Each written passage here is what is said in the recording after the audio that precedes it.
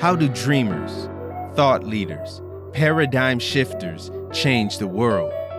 They have to ask themselves this one question: am I willing to chase my dreams? If you want to know how to push the boundaries of your influence, impact the world, and live out your God-given dreams, then this is the podcast for you. Welcome, ladies and gentlemen, to the Passion and Prestige podcast. I am your host, world changer, dream chaser, and all-around nice guy, Teron Nolan. I am so glad you are here with us today because today we are talking about compassion. Compassion is so important. It is stepping into the pain of others. So, let's talk about it. They just wanna knock you off the top, but I ain't gonna drop till I say so, till I say so, 'cause I say so. There is nothing more frightening to a child than getting lost and separated from your parents. As a child, I couldn't understand why my mom and dad were so adamant about me staying right by them. They would usually say things like, make sure that we can see you at all times, or stay close, or you can't sneak off and just go look at the Ninja Turtles. I always hated feeling like I was tethered to my parents. I wanted to be free to explore the rows and rows of toys inside of Sears. For those of you born after 1993, let me explain to you what Sears was like. Imagine a physical store, kind of like Amazon, but one you could actually walk into. Each floor was like being transported to a different world. If you needed to visit the world of lawn care, you would travel down the magical stairs to the bottom floor. Let's say you needed to buy a new bed. The magical stairs would take you up to the second floor. But my favorite was the elevator ride up to the third floor. That was Toyland. Toyland was so big that I actually heard of a story where a kid spent all night stuck in Toyland and still didn't see everything. Every time we went to Sears, all I wanted to do was spend all of my time in Toyland. On one of our weekly visits to Sears, my parents were in more of a rush than usual. My little legs were tired of walking through the linen and undergarment nation. I just wanted to see the toys. I never understood how absolutely embarrassing a tantrum is for a parent until I became a parent. It's funny how that works. But that day, I knew I had to dig deep and bring out the big guns. As a child, I was the Shakespeare of tantrums. I knew the exact pitch and frequency of crying that would overwhelm my mom and make her do just about anything to shut me up. That day, I was feeling really brave. You see, I was going to try a new technique I saw my friend Adrian use on his mom. We called it the flying shoe. At the right moment, I would start to whine. Once I saw my mom's weight shift, then I would hit her with the flop. I would fall straight on the ground, almost as if all the bones in my body turned to jello. Once the flop was executed precisely, then it was time for the grand finale, the flying shoe. Now, warning to any kids that may be listening who are at the prime tantrum age. The flying shoe has a 50% success rate, which means it's either going to work perfectly or it's going to leave you in a world of pain. But I knew the risk. And Toyland was slipping further and further away fast. Like a person who had just been set on fire, I rolled to the left and then rolled to the right, all the while maintaining eye contact on my mom. She was not budging. But in that split moment, a moment I wish I could take back, I flipped the switch and launched my left shoe into the air. Now, because this was my first time using this sacred technique, and because Adrian didn't give me the full breakdown about the amount of strength and velocity I should apply, my little size 3 Ninja Turtle shoe flew off of my foot and smacked right into my mother's cheek. Cut. Wrap it up. We're done. If this was a movie set, all the lights would have faded to black, and the cast and crew would have exited stage left. My mom was furious. All my Shakespearean tantruming left me. I was 6 years old and became the youngest actor to be forced to retire that day. If my mom could have, she would have burnt Toyland to the ground. Needless to say, I was in big trouble. To this day, I don't know why I did what I did. Maybe it was because I knew my life was over, or I just wanted to gaze upon Michelangelo and Donatello one last time. Whatever it was, it motivated me to do one of the dumbest things I have ever done.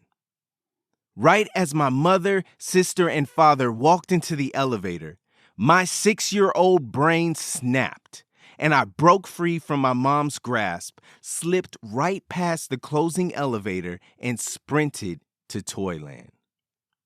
Just as the elevator doors closed, I saw my mom's face change from rage to absolute panic. I was too young to understand how elevators worked. I thought it would just wait for me, but it didn't. Once those doors shut, they would not open until it hit the first floor. This was a major design flaw, and one that would be corrected shortly after my experience. I like to think that I'm responsible for overhauling the elevator safety codes in America. You're welcome. I was lost without anyone who loved me. I was all alone.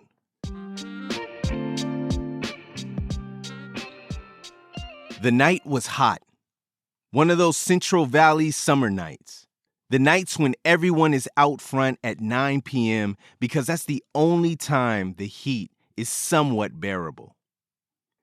My wife and I were watching our young kids run up and down the sidewalk with their neighborhood friends. I love nights like these. Something about seeing my kids playing outside always takes me back to my childhood. The night was getting late, and I could see that my children were starting to fade. So we were about to go inside when all of a sudden we saw an elderly woman in her mid-70s, maybe 80s, walking through our neighborhood. This woman was unfamiliar and looked like she was lost. Now, I instantly knew that something was not right. It was late, it was dark, and it was hot. This woman was lost. After 10 minutes of speaking with the woman, it was clear she was suffering from memory loss and couldn't remember her name, her daughter's phone number, or where she had come from. Now take a moment to step into her shoes. She was all alone without any recollection of where she was or where she was going. She had the words to explain her frightening situation, but she couldn't remember how to use them. It was as if her lifetime of memories was a puzzle whose pieces had been scattered and lost. What do I do? Who do I call? These were the only thoughts racing through my mind. As I ran to get my cell phone, the older woman, full of fear and confusion, walked off our porch and directly towards the busy street. Something in her mind began to fire as she saw the neon sign across the street that read laundry. She became frantic and determined to cross the middle of a busy street and get to that laundromat. Life is funny sometimes. You see, earlier that day, I was supposed to do laundry. And it just so happened that I had $1.50 worth of quarters in my pocket. I had to think fast as we were quickly approaching the rushing traffic. I said a quick prayer, God, please don't let this woman get hurt. I reached in my pocket, and pulled out 6 quarters. I held them up to her and said, "I didn't bring enough money for laundry. If we go back, I can get some more for us." In what can only be contributed to God's goodness, the woman stopped and looked deep into my eyes, almost as if she recognized me from a past memory. "Okay, let's go back," she said. Now remember how I said life is funny? As soon as we started walking back, a white Honda Civic van pulled up beside us. A woman with the same face as the older woman, except 30 years younger, jumped out of the car and ran to us. She was weeping and kept repeating, "Praise God, praise God, praise God, you're safe. Thank you, sir. Thank you for showing compassion to my mother. She walked out of our house as we were eating dinner. She has full-blown dementia. I can't believe she walked this far. We have been looking for her for hours." I'm all alone. I have no clue where my parents are, and I'm afraid. I started to cry as I stood in the middle of Toyland. No amount of G.I. Joes, Ninja Turtles, or Nerf guns could comfort me. I just wanted my mama. At that moment, a giant man, the color of chocolate and wearing a jacket with the letters UPS on the front, knelt down and asked me if I was lost. I just stared at his dark brown eyes, frozen in fear. The giant man reached out his huge hand and waited patiently for me to put my hand in his. My mind was racing, trying to figure out if this man was friend or foe. He's a hero, come to save me, I thought. But P-Shot wasn't having that. "Are you kidding? He's a bad man. No hero looks like him. Superman doesn't look like him. He doesn't even have straight hair, fair skin, or blue eyes. Come on. He's no hero. He's a bad man." P-Shot usually kept me safe when I was scared, so maybe he was right, but no, this man wants to help. What felt like an hour conversation back and forth with my mind happened in a split second. I had made my decision. I wasn't going to listen to P-Shot. I was going to trust my 6-year-old gut and go with the giant chocolate man. He led me to the security station and waited with me until my mom came running through the door. My mom gave me the biggest hug ever. She held me for what seemed like years. We were both crying tears of joy and tears of pain. Just then, I remembered my giant chocolate hero. I turned to try to find him, but he was gone. I never got a chance to thank that man. But sir, if you are listening, thank you for showing me compassion when you could have just told me. And thank you for redefining what a hero looks like. Compassion is defined as a concern for the sufferings or misfortunes of others. You see, compassion is not just a word or a concept. It's a way of being. It's love in action. One of the best examples of compassion to me is the story of Jesus and the woman at the well. The woman was all alone, neglected and rejected by those who were supposed to love her the most. She was an outsider and deemed unworthy of basic dignity. She was walking through life lost and alone, until an unlikely hero came along and offered his hand of compassion. The lady was restored, found, and no longer lived in the land of fear and regret. You see, compassion is powerful, like a tower that looks over the seas and brings life wrapped in light On a dark day, it brings sight to the blind. A kind word can carry for miles, but binding the wounds and scars of others can go much further. Carry on compassion. And imagine stepping into the tragedy of what's happened to another. That is compassion.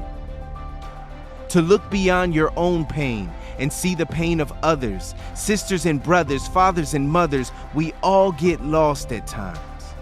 But thank God for those who will take the time to help us find our way back home.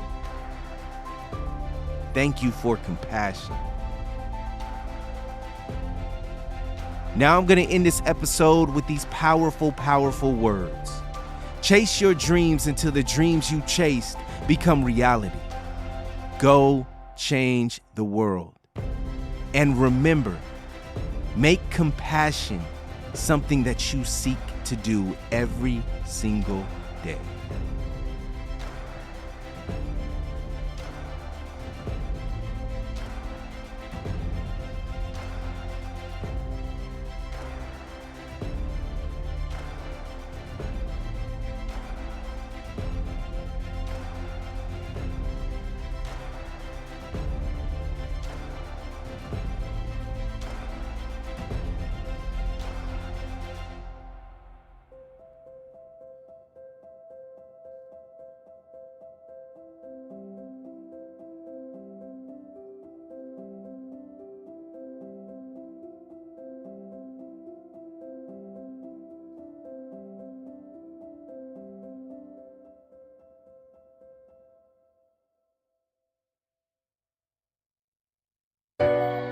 So now that you're part of the Passion and Prestige tribe, I want to know what you think. I love hearing from my listeners.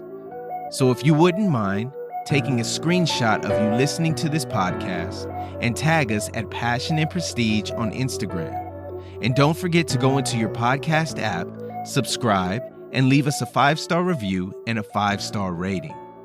This helps us reach way more people. Passion and Prestige tribe, thank you so much. I will see you next week, and remember, chase your dreams until the dreams you chased become reality. Go change the world.